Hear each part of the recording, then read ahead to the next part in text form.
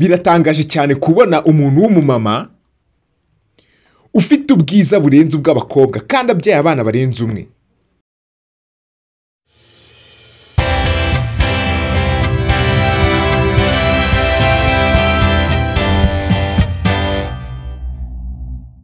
Reka nongere mbasuhuze kandi nkomeze no kubifuriza ibihe byiza ndetse no kugubwa neza, umugoroba mwiza ndetse n'irangira ry'umwaka ryiza. Uyu munsi wa none rero ntago ari inkuru mbazaniye, ahubwo nje kubabwira kamwe mu kantu kanshimishije, ndishimye ndumva nezerewe kuri rwa rwego mutabyumva. Biratangaje cyane kubona umuntu w'umumama ufite ubwiza burenze ubw'abakobwa kandi abyaye abana barenze umwe. Uyu munsi nishimye cyane. Nibajije ibanga abanyamahanga bakoresha kugira ngo bakomeze bagumane yataye nziza cyane, yataye bagize mu bukobwa bwabo, paka n'igihe babyaye ugasanga niyo taye kibaranga. Najyaga mbibona gakeya cyane hano mu Rwanda, nkabibona ku mugore witwa Butera Jeanne cyangwa se Norris. Ibi bintu ni agatangaza. Nta wundi ndi kuvuga, yitwa Zari The Boss Ladies wa yasesekaye I Kigali uyu munsi wo kuwa kane. Umugore ukomeye cyane muramuzi, yabaye umwe mu bagore Diamond yabyaje umusaruro. Ikiyongeyeho babyaranye n'umwana. Ariko imboga koko imboga zijya abana. Njye ntekereza ko Diamond ni umwe mu bantu babanye n'uyu mugore, ariko uburangana bubunanye uyu munsi agisesekara ku kibuga cy'indege i Kanombe. Sinigeze njyayo ariko nakurikiranye uyu muhango kuva utangira kugeza urangiye. Mw'abantu mwe, narindi kumwe n'umuhungu ndamubwira ati n'ubwa mbere mbonye umugore mwiza bigeze hariya kandi yarabyaye.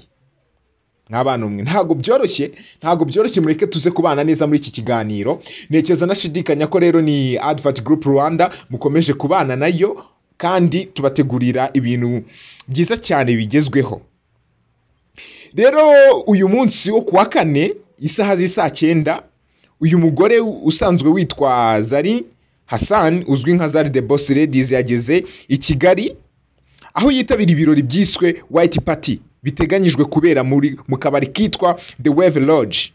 Ndakavuze gaherereye i Remera. Aka kabari mw'abantu mwe I Kigali hari Remera rwose, ni haka kabari wagasanga. Uyu mugore rero azaba afite iki kirori kuwa gatanu, ni tariki 29 z'uku kwezi, ni umunsi w'ejo kuwa gatanu.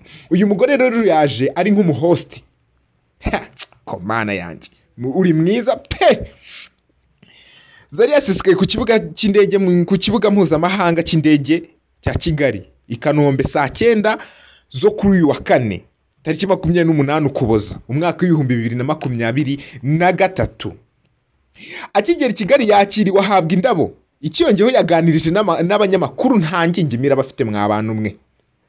Yaganirije abanyamakuru mbere yo kwinjira mu modoka yamwerekeje kuri hotel acumbitsemo.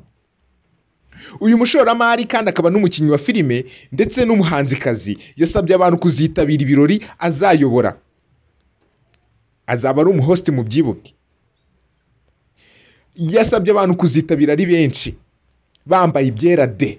Reka mbabwira iki kirori cyitwa ngo iki, niba nakibabwiye neza, iki kirori cyitwa White Party. Abantu bazaba kirimo bazaba bambaye ibisumwe, ariko mbega umugore bahu. Reka mbabwire, sinzi ko nabivuga njyewe uno mugore mu minsi yashize mperutse kwiyumvisha abantu bavuga ngo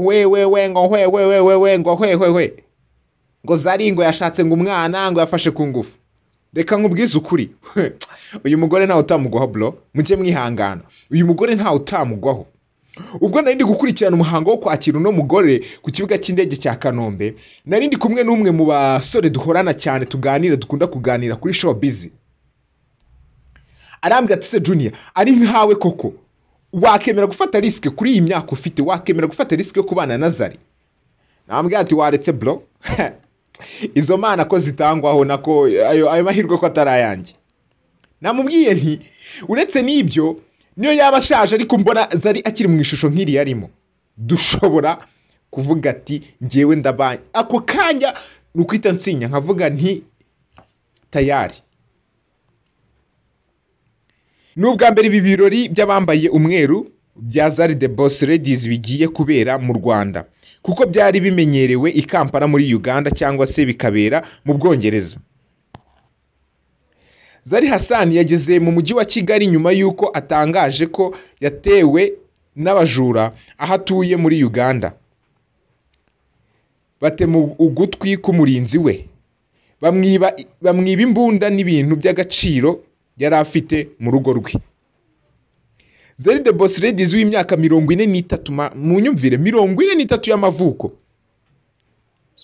yavuzwe cyane mu itangazamakuru ryo kuri uyu ryo muri aka karere duherereyemo umwaka w'ibihumbi 2014. Ubwo yari umugore wa Diamond Platinum banabyaranye abana bagera kuri 2.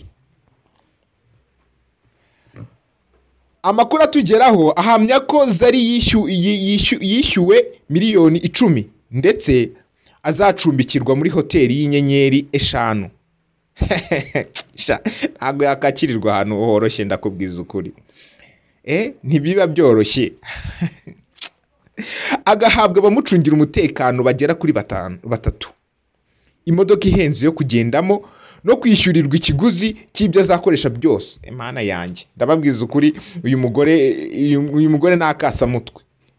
Murumva nk'abantu bateguye iki kirori amafaranga bagiye gutakaza kuri Zari. Iki kirori ni icy'abambaye umweru gusa my friend.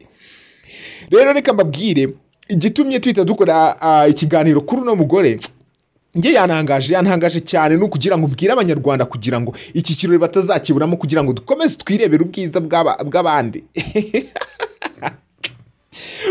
My people, nukugira ngo twirebere ubwiza bw'abandi gusa n'abanyarwanda ni beza ariko ngeweho natanga uno munsi wa none.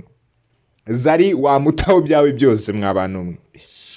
Ya rero nagira ngo mbahe ayo makuru ko uyu mugore yasesekaye iwacu. Ni ejo rero mugakurikirana icyo kiganiro 5 kuri 5 ni ikirori soni naga ari ikiganiro mukagikurikiranaho byose bizabera ubundi twihurireyo twinywere twibyinire ndetse turusheho no gutera story.